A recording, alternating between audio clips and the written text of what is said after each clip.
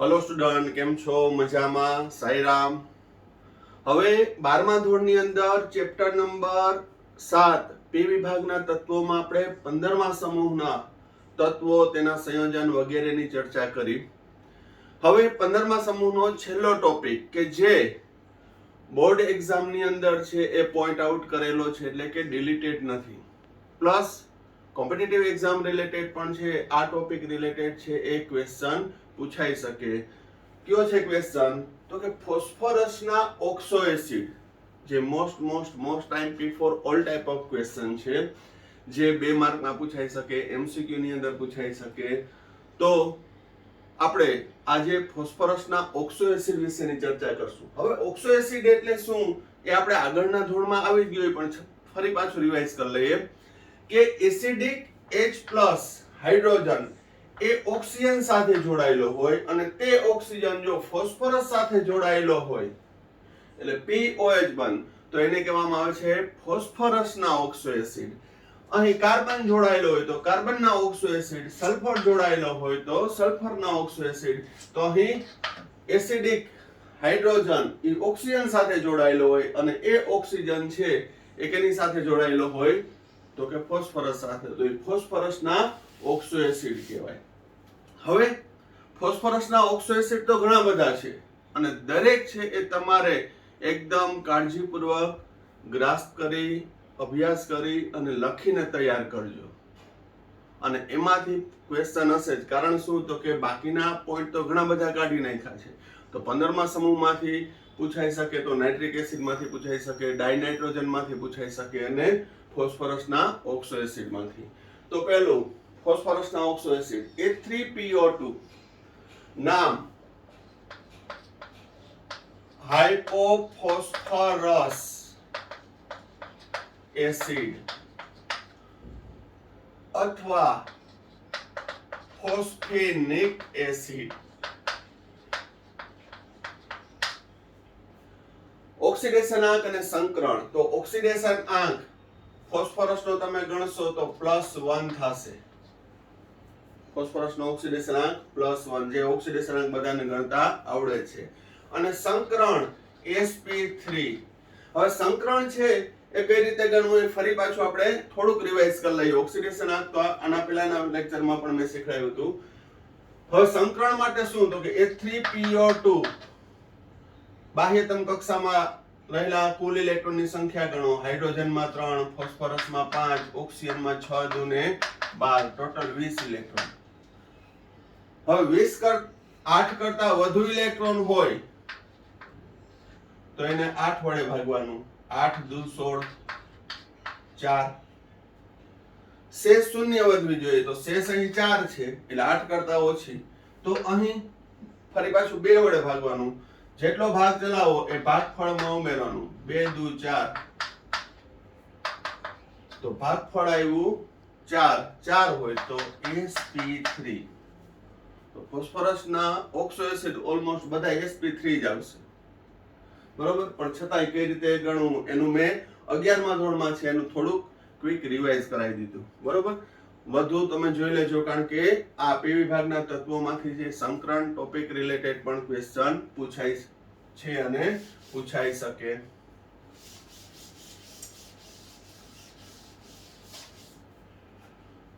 તો સંકરણ sp3. હવે sp3 સંકરણ હોય તો એનું બંધારણ સૂત્ર શું થાય? તો બરાબર ધ્યાન રાખજો. અહીં મધ્યસ્થ પરમાણુ ફોસ્ફરસ છે. ફોસ્ફરસની આજુબાજુ આપણે ઓક્સિજન 2 ઓક્સિજન આવી ગયા, હાઇડ્રોજન આ 4 જોડી દીધા. અહીં કોઈ પણ એક ઓક્સિજન સાથે હાઇડ્રોજન જોડી દો.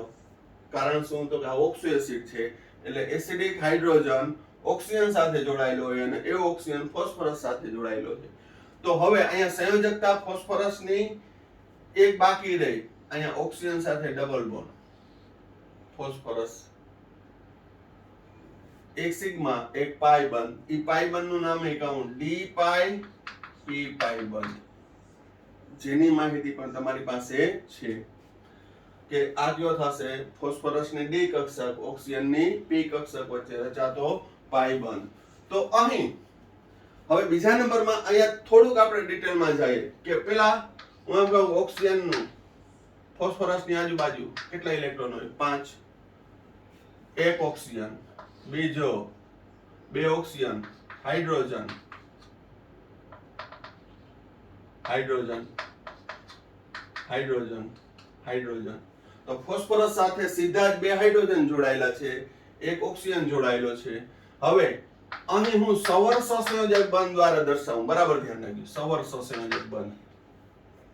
તો અષ્ટક પૂરું થાય છે તો અહીં બંધારણ આવું થવું જોઈએ, સવર સહસંયોજક બંધ ધરાવતું.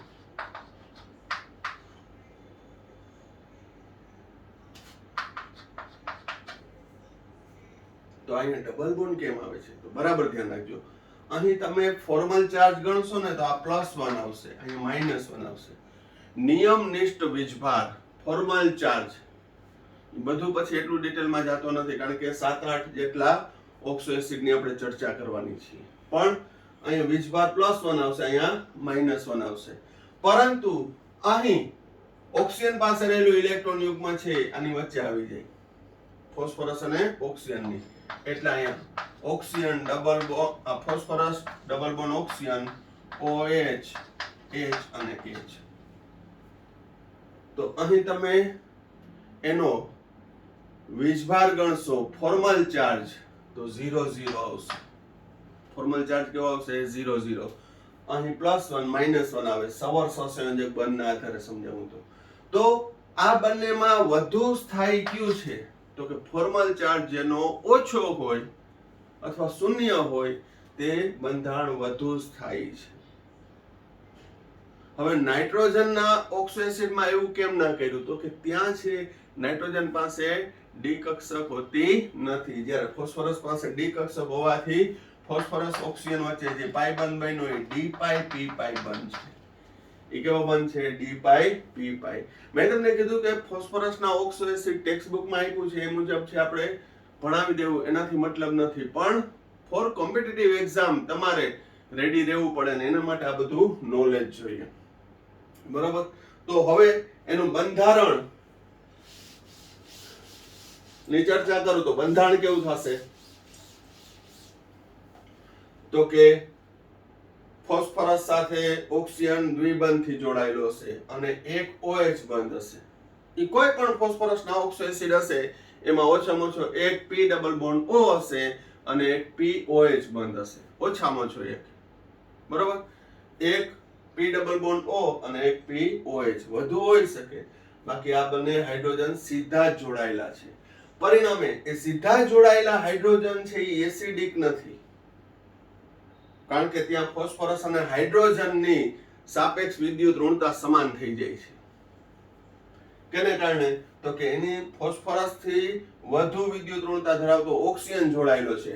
પરિણામે ફોસ્ફરસનો પાવર, એની વિદ્યુત ઋણતા છે એ ઓછી થઈ જાય. પરિણામે આ બંધ છે એ અધ્રુવીય બનશે. આ બંને કેવો બનશે? અધ્રુવીય. એટલે H+ સ્વરૂપે મુક્ત થતા નથી, આયનીકરણ પામતા નથી. તો આયનીકરણ કયો પામશે? તો કે ફક્ત આ OH, એમાંથી H+. માટે આ હાઇપોફોસ્ફરસ એસિડ અથવા ફોસ્ફેનિક એસિડ નું H3PO2 આયનીકરણ થાય એટલે H+ અને H2PO2 -1. તો આ છે મોનોબેઝિક, મોનોપ્રોટિક એસિડ. મોનોપ્રોટિક અથવા મોનોબેઝિક એસિડ. પરિણામે H3PO2 નું NaOH વડે તટસ્થીકરણ કરવામાં આવે તો સોડિયમ હાઇપોફોસ્ફાઇટ વત્તા H2O. અહીં એની બેઝિકતા 1 હોવાથી ફક્ત 1 મોલ NaOH દ્વારા શું આપશે? સોડિયમ હાઇપોફોસ્ફાઇટ. સોડિયમ હાઇપોફોસ્ફાઇટ. તો આ સૂત્ર યાદ રાખવાનું, જે ટેક્સ્ટ બુકમાં કે એટલું બધું કાંઈ આપ્યું જ નથી, પણ પૂછાય કે હાઇપોફોસ્ફરસ એસિડની NaOH સાથેની પ્રક્રિયાથી કેટલા મોલ NaOH વપરાશે? બનતા ક્ષારનું સૂત્ર શું? તો એ તમને ખબર હોવી જોઈએ કે અહીંયા Na પ્લસ જોડાઈ જાય. બરોબર, તો આ પ્રકારનું નોલેજ હોવું જોઈએ કે બનતા ક્ષારનું સૂત્ર. ત્યારબાદ બનાવટમાં સફેદ ફોસ્ફરસની NaOH સાથે પ્રક્રિયા કરો, ગરમ કરો નિષ્ક્રિય વાતાવરણમાં, તો ફોસ્ફીન અને સોડિયમ હાઇપોફોસ્ફાઇટ બનતું હતું. આ સોડિયમ હાઇપોફોસ્ફાઇટ એ બેઝિક ક્ષાર છે. આથી એનું HCl વડે એસિડિક કરતા H3PO2 અને NaCl બને. બેઝિક ક્ષારનું HCl વડે જળ વિભાજન કરતા શું મળશે?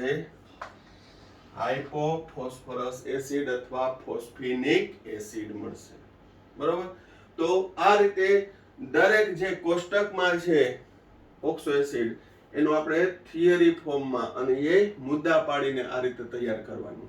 બરોબર, વ્યવસ્થિત આમાંથી એડિશનલ નોંધ કરી લેજો.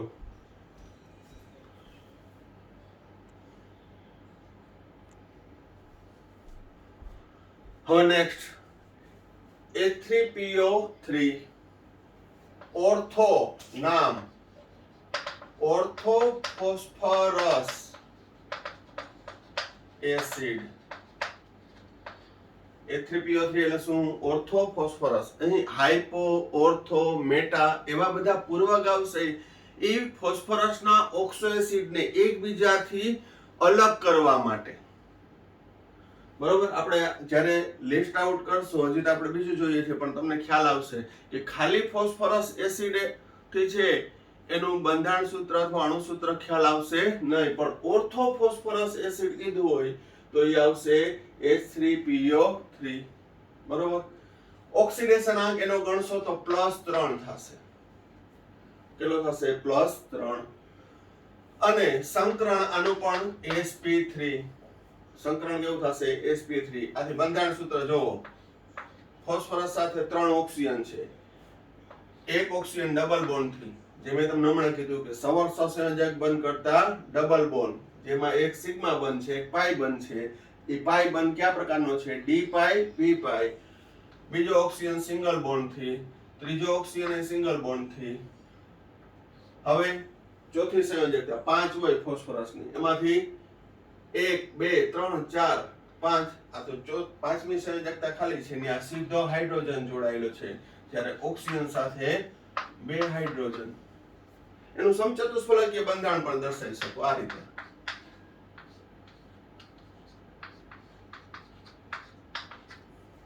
તો અહીં મુક્ત થતા H+ અથવા એસિડિક H+ પ્રોટોન કેટલા?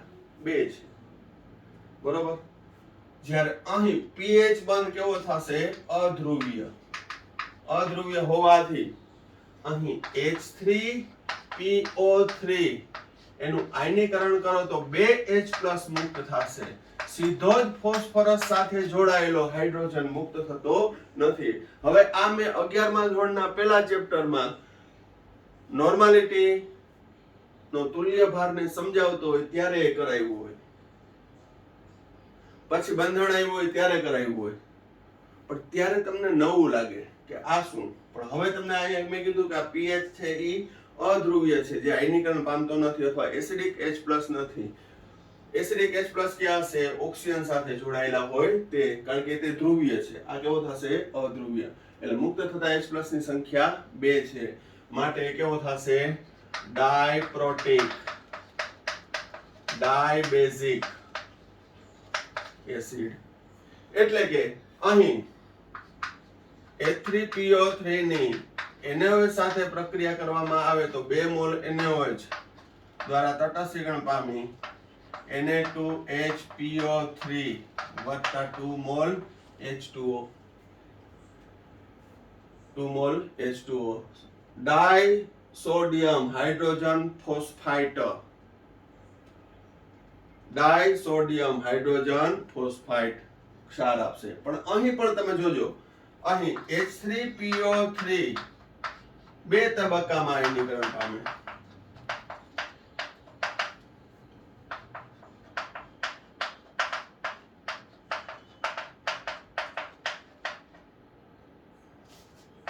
HPO2 -2. આથી બે પ્રકારના ક્ષાર આપશે, એક સોડિયમ ડાયહાઇડ્રોજન ફોસ્ફાઇટ, ડાયસોડિયમ હાઇડ્રોજન ફોસ્ફાઇટ. આ બે પ્રકારના ક્ષાર આપશે. ડાય બેઝિક છે, મુક્ત થતા H+ ની સંખ્યા 2, માટે જ આપણે તુલ્ય ભાર અણુભાર કરતા કેવો થતો હતો? અડધો થતો હતો. 3 હાઇડ્રોજન હોવા છતાં આપણે એને 2 વડે ભાગતા હતા. એ બધું હવે અહીંયા ક્લિયર થઈ જવું જોઈએ. બરાબર? ત્યારબાદ એની બનાવટ. તો બનાવટની અંદર જોઈએ ટેટ્રા ફોસ્ફરસ હેક્ઝોક્સાઇડ અથવા P2O3 પણ આને ફોસ્ફરસ ટ્રાયોક્સાઇડ પણ લખાય આમ એનું પ્રમાણિત સ્વરૂપ. એની પાણી સાથે પ્રક્રિયા કરવામાં આવે તો H3PO3 બને છે. શું બને છે? H3PO3. અહીં 4 કરું તો 4 તેરી 12, ફોસ્ફરસ 4, 4 તેરી 12, 6 દુ 12. અથવા ફોસ્ફરસ ટ્રાયક્લોરાઇડ, આના પહેલાના વિડીયોમાં જોયું, ફોસ્ફરસ ટ્રાયક્લોરાઇડ નું ભેજની હાજરીમાં તરત જ જળ વિભાજન પામી ધુમાડા કાઢે છે અને શું બનાવે છે? H3PO3 વત્તા HCl. આ પણ તમે ભણી ગયા છો લાસ્ટ વિડીયોમાં. બરોબર? બંને કે ફોસ્ફરસના ટ્રાયોક્સાઇડ નું અથવા ફોસ્ફરસ ટ્રાયક્લોરાઇડ નું જળ વિભાજન કરતા ફોસ્ફરસ, હવે બોલશું આપણે, ઓર્થોફોસ્ફરસ એસિડ બને છે. બરોબર? એના વિશેની એડિશનલ માહિતી વ્યવસ્થિત જોઈ લેજો.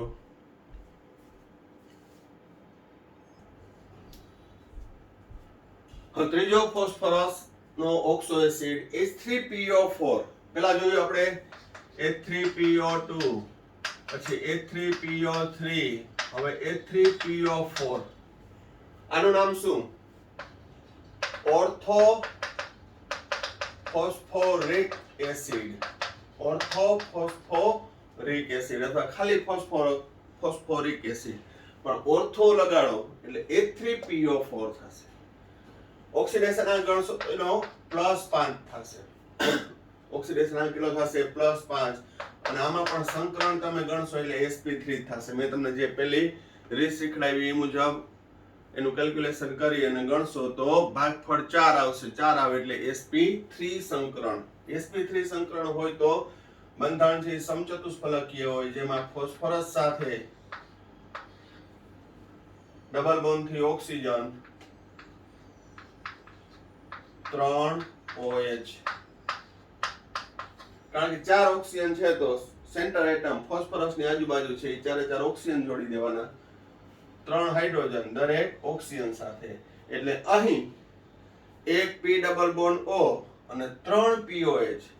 આમાં એક POH હતા, આમાં 2 POH હતા, આમાં 3 POH. એટલે અહીંયા મુક્ત થતા H+ ની સંખ્યા કેટલી આવશે? 3. એટલે ઈ કેવો થશે? Try basic. H3PO4 સંપૂર્ણ આયનીકરણ થઈ 3H+ અને PO4 -3, માટે કેવું થશે? ટ્રાય બેઝિક અથવા ટ્રાય પ્રોટિક. માટેનો તુલ્ય ભાર છે એ અણુભાર કરતા કેવો થાય? ત્રીજા ભાગનો. આથી H3PO4 નું 3 મોલ NaOH સાથે તટસ્થીકરણ કરતા Na3PO4 વત્તા 3 મોલ H2O આપે. પણ આ H3PO4 એ 3 તબક્કામાં વિયોજન પામે. H3PO4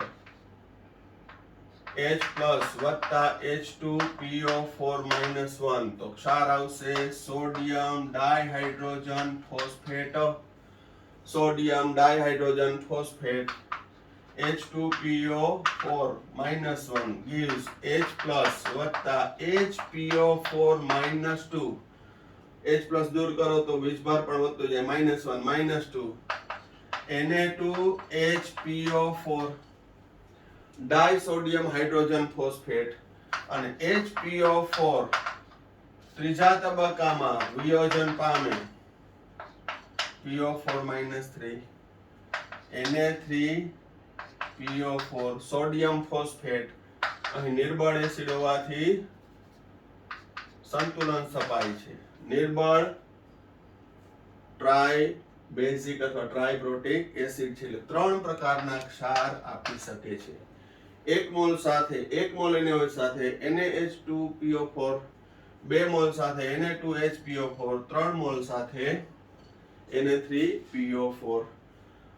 બનાવટ તો ટેટ્રાફોસ્ફરસ ડેકોક્સાઇડની જળ વિભાજન પ્રક્રિયા કરતા H3PO4 બને છે. સંતુલન કરો તો અહીંયા 4, અહીંયા 6.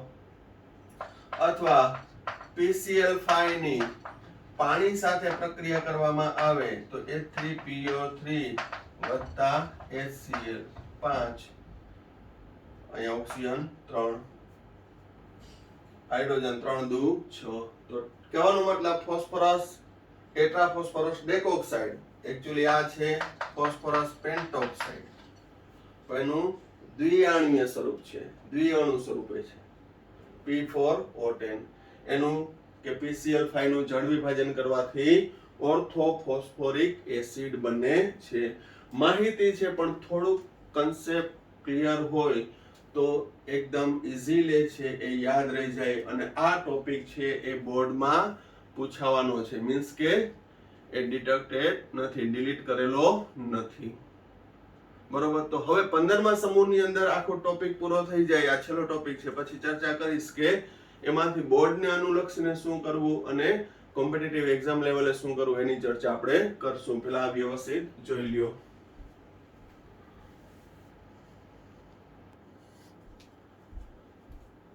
હવે નેક્સ્ટ ફોસ્ફરસનો ઓક્સો એસિડ H4P2O5.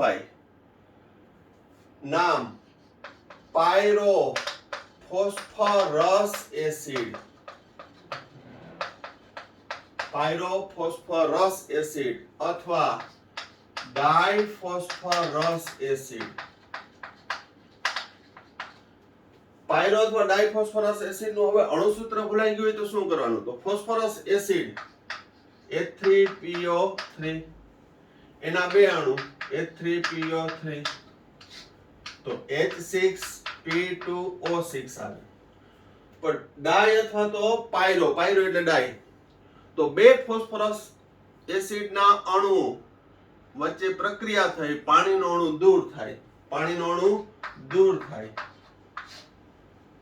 તો બને H4P2O5, ડાય અથવા પાયરોફોસ્ફરસ એસિડ. તો એનું સૂત્ર H4P2O5. બરોબર. હવે પાણી ઉમેરી દો તો 2 મોલ શું બનશે? Phosphorus acid.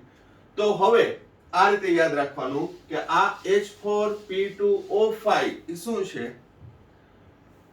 તો કે પાયરો અથવા તો ડાયફોસ્ફરસ એસિડ. એનો ઓક્સિડેશન આ ફોસ્ફરસ એસિડનો વિસ્થાપિત છે, એનહાઇડ્રાઇડ છે, માટે +3, અને સંકરણ પણ આવશે sp3. સંકરણ કેવું આવશે? sp3. બંધારણ જોઈએ. Phosphorus single bond oxygen, single bond phosphorus, double bond oxygen, double bond oxygen, એક OH, એક OH. હવે શું થયું?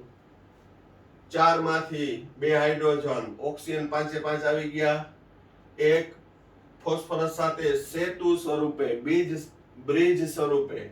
બરોબર. તો અહીંયા એક સંયોજકતા ખાલી, H4P2O5. બરોબર. અહીં બંનેમાં ઓક્સિડેશન આંક ગણશો તો +3, સંકરણ બંનેમાં sp3, sp3. મુક્ત થતા H+ ની સંખ્યા અહીંયા 2 છે, એટલે આ ડાયપ્રોટિક, ડાયબેઝિક. માટે સૂત્ર શું આવશે એનું? ક્ષારનું સૂત્ર, ક્ષારનું Na2H2P2O5,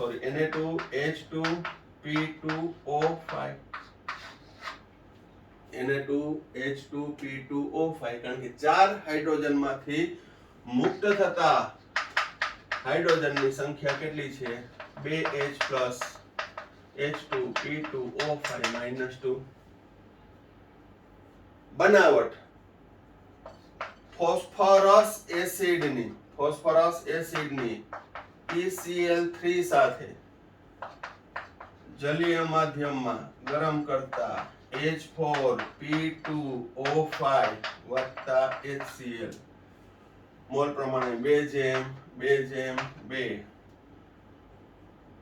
chlorine 3:2:6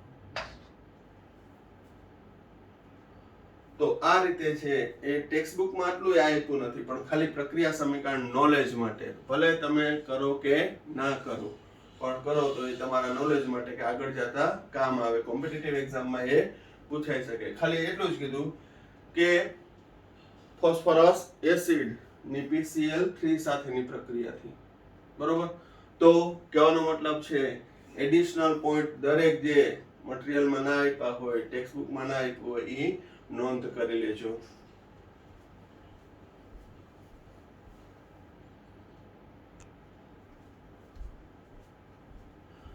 next oxo acid H4P2O6 નામ હાઇપોફોસ્ફોરિક એસિડ હવે ઓક્સિડેશન આ રીતે 2x ધારીને ના ગણતા અહીં એનું બંધારણ જાણવું જરૂરી છે બરોબર અહીં ફોસ્ફરસનો ઓક્સિડેશન આંક હું તમને કહું +4 કઈ રીતે આવ્યું એ બંધારણ પરથી ખ્યાલ આવશે બરોબર તો અહીં +4 સંકરણ sp3 હવે એનું બંધારણ શું આવશે તો અહીં ફોસ્ફરસ સિંગલ બોન્ડ ફોસ્ફરસ અહીં pp બંધ છે દરેક ફોસ્ફરસ ડબલ બોન્ડ થી ઓક્સિજન સાથે જોડાયેલો છે OH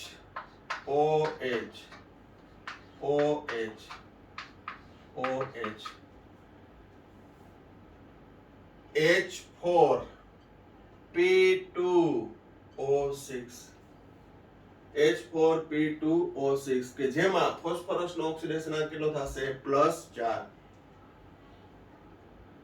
કારણ શું તો કઈ ફોસ્ફરસ સિંગલ બોન્ડ ફોસ્ફરસ આની અંદર જોવો તો તમે ઓક્સિડેશન આંક ગણશો તો -1 +1 -2 +2 -1 +1 આ મેં રેડોક્સ પ્રક્રિયામાં સમજાવ્યું હતું જ્યારે PP બંધ છે એમાં 0 0 એટલે કુલ ઓક્સિડેશન આંક કેટલો આવશે +4 તો આપણે ભૌતિક ગુણધર્મોમાં આવી ગયું કે ફોસ્ફરસના ઓક્સો એસિડ બેનો ઓક્સિડેશન આંક +1 +3 +4 અને +5 +3 ને 5 તો કોમન થશે પણ +4 વાળું કયું છે હાઇપોફોસ્ફોરિક એસિડ કે જેમાં ફોસ્ફરસનો દરેક ફોસ્ફરસનો ઓક્સિડેશન આંક +4 છે સંકરણ sp3 H+ કેટલા મુક્ત થશે 1 2 3 4 માટે એને કેવું કહેવાય ટેટ્રા બેઝિક ક્ષારનું સૂત્ર Na4P2O6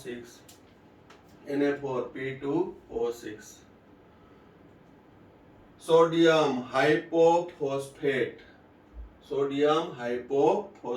એનું સૂત્ર Na4P2O6 હવે બનાવટ લાલ ફોસ્ફરસની આલ્કલી પણ આલ્કલીમાં અહીંયા શું લેવાનું સોડિયમ ક્લોરાઇડ NaClO2 ની જલીય દ્રાવણમાં પ્રક્રિયા કરવાથી H4P2O6 વત્તા HCl સંતુલનમાં એ ફોસ્ફરસ 2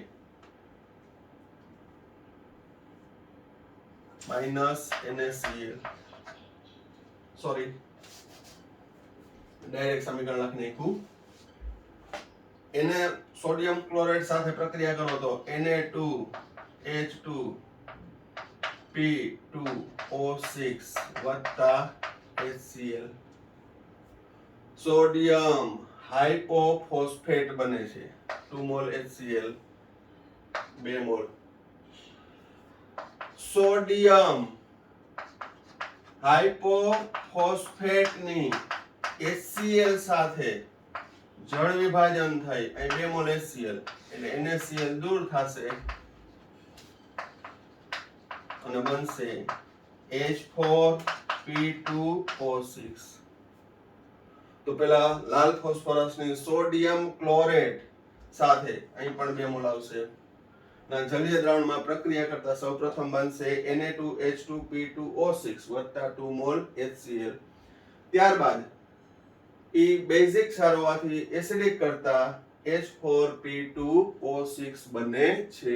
ટેક્સ્ટ બુકમાં ખાલી એટલું આપ્યું છે કે લાલ ફોસ્ફરસની આલ્કલી સાથેની પ્રક્રિયા. તો આ સમીકરણ પણ એડિશનલ પોઈન્ટ આઉટ કરી નાખજો. અને બંધારણ ખાસ યાદ રાખવાનું, કારણ કે એમ પૂછે કે H4P2O6 ની અંદર છે 2 P ડબલ બોન્ડ O છે. એ અલગ મુદ્દો નથી લખાવતો, કારણ કે બંધારણ આવે એટલે 4 POH બંધ છે, 1 PP બંધ છે. અથવા તો અહીંયા આપણે 4 ઓક્સો એસિડ ભણ્યા, તો એમાંથી નીચેનામાંથી કયો ફોસ્ફરસનો ઓક્સો એસિડ PP બંધ ધરાવે છે? Phosphorus single bond phosphorus. આવા પ્રશ્ન પૂછાયેલા છે અને પૂછાઈ શકે.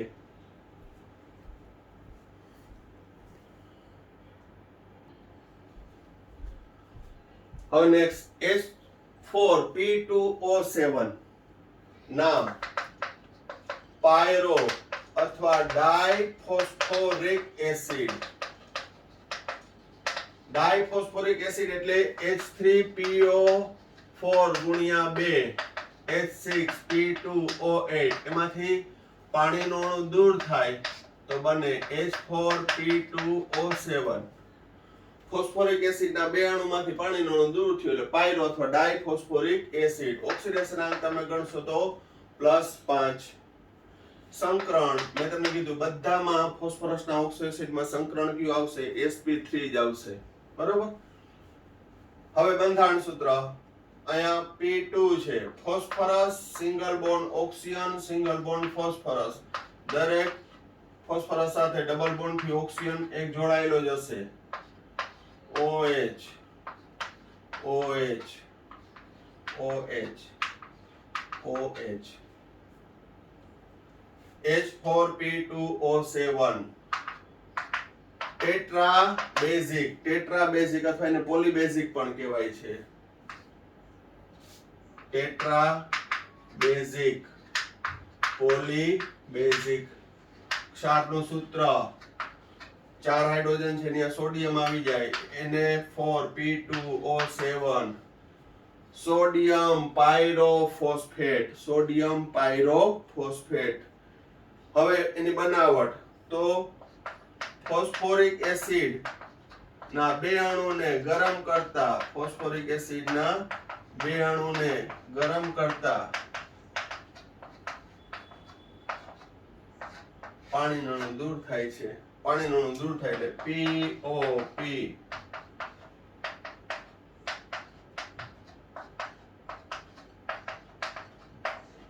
આ દરેક બંધારણ એક એક છે એ પ્રેક્ટિસ કરજો તમે, કે જેથી તમને એમાંથી આપેલી માહિતી કે ભાઈ H4P2O7 માટે શું સાચું છે, તો કે 2 P ડબલ બોન્ડ O બંધ છે, 4 POH બંધ છે, 1 POP બંધ છે. એ બંધારણ પરથી ખ્યાલ આવશે. તમે પ્યોર ગોખવા જાવ તો રિમિક્સ થઈ જશે. એટલે બંધારણ પ્રોપર તમે જોશો તો તમને કોઈ પણ વસ્તુ આવડશે. પાણીનો અણુ દૂર થઈ અને શું બને છે તો કે H4P2O7. બરોબર. હવે ધારો કે અહીં આપણે 3 મોલ લઈએ,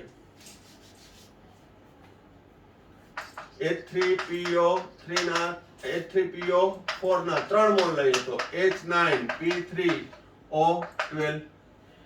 એમાંથી 2 પાણીના અણુ દૂર કરું તો H5P3O10. H5P3O10. તો આનું નામ થશે ટ્રાય મેટાફોસ્ફોરિક એસિડ. જો ફોસ્ફોરિક એસિડ તો બધાયમાં આવે, પણ ઓર્થોફોસ્ફોરિક એસિડ કહું તો H3PO4. જો ડાયફોસ્ફોરિક એસિડ કહું તો H4P2O7. ટ્રાય મેટાફોસ્ફોરિક એસિડ કહું તો H5P3O10. બરોબર. એનો ઓક્સિડેશન +5 જ રહેશે, સંકરણ sp3 જ રહેશે. બંધારણ જોવો, 3 ફોસ્ફરસ ઓક્સિજન સાથે બ્રિજ થી જોડાયેલા PO PO PO P. Double bond oxygen, double bond oxygen, double bond oxygen. દરેક ફોસ્ફરસ સાથે 2 OH, વચ્ચેના સાથે 1 OH, છેડાના સાથે 2 OH, 1 H, 2, 3, 4, 5 પેન્ટાપ્રોટિક અથવા તો પોલીપ્રોટિક. ક્ષારનું સૂત્ર 5 હાઇડ્રોજન દૂર થઈ ત્યાં સોડિયમ આવી જાય. Sodium metaphosphate, sodium metaphosphate. આવા અસંખ્ય જોડાતા જાય, આવા અસંખ્ય જોડાતા જાય. આ રીતે બનાવટ થઈ.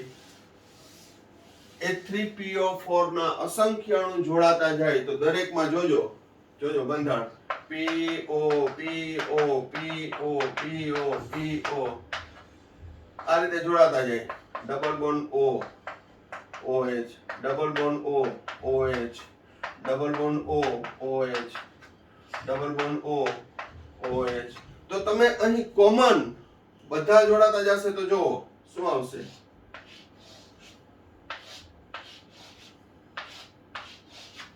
તો શું આવે છે? કૌંસમાં HPO3 n time HPO3 HPO3 HPO3 HPO3. તો આને કહેવાય પોલી મેટા ફોસ્ફોરિક એસિડ. તમે નાઇટ્રોજનના ઓક્સાઇડમાં N2O5 ની બનાવટમાં કીધું હતું ને ત્યાં HPO3 જોઈ લેજો, કારણ કે ઇનઓર્ગેનિક ની અંદર છે ને એ મેમરી પાવર એ જોરદાર જોઈએ કે આ સૂત્ર ક્યાં આવ્યું હતું, તો હમણાં જ નાઇટ્રોજનના ઓક્સાઇડ સંયોજનમાં આવ્યું હતું, એની બનાવટમાં જોઈ લેજો. બરોબર. તો આ થાય છે પોલી મેટાફોસ્ફોરિક એસિડ. HPO3 એટલે મેટાફોસ્ફોરિક એસિડ. બરોબર. અસંખ્ય અણુ જોડાય તો શું કહેવાય? Poly metaphosphoric acid. આ ટ્રાય મેટાફોસ્ફોરિક, 4 હોય તો ટેટ્રા, 5 હોય તો પેન્ટા, પછી વધતા જાય એમ એને શું કહેવામાં આવે છે? Poly metaphosphoric acid. તો ટ્રાય મેટાફોસ્ફોરિક એસિડ અને પોલી મેટાફોસ્ફોરિક એસિડ એનું બંધારણ આવું થાય. જે ટેક્સ્ટબુક ની અંદર અમુક આપ્યા છે, અમુક નથી આપ્યા, પણ સવિસ્તાર નોંધ જોઈ લેજો. હજી 1-2 ફોસ્ફરસના ઓક્સો એસિડ નું ડિસ્કશન બાકી છે, પેલા વ્યવસ્થિત એટલું જોઈ લ્યો.